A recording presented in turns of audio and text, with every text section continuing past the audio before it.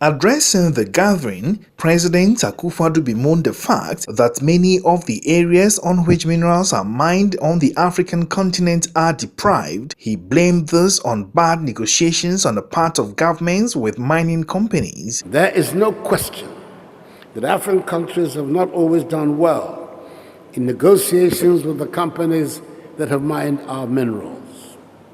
We've been handicapped in the negotiation process with the big mining companies because of political instability, bad reputation, and sometimes incompetent and/or corrupt representatives who negotiate on our behalf. The world has changed a lot since the early mining contracts were drawn.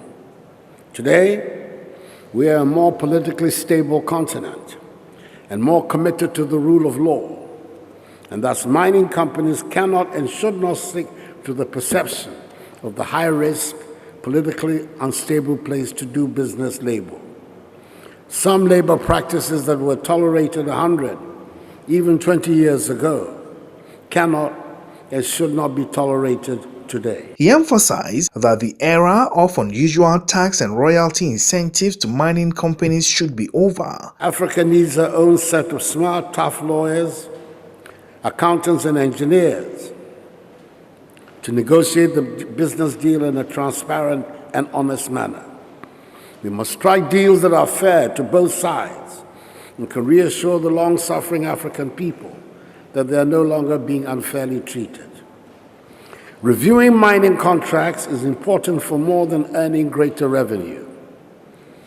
Governments must also respond to pressures from civil society groups and communities to ensure that contracts and mining codes address environmental protection, adequate compensation to affected communities, and the rehabilitation of land after mining operations have ceased. Minerals, he noted, are public resources and called for negotiations between companies and countries to be transparent, accessible, and understood by citizens. And that means we should do it all in language that does not need to be interpreted by experts.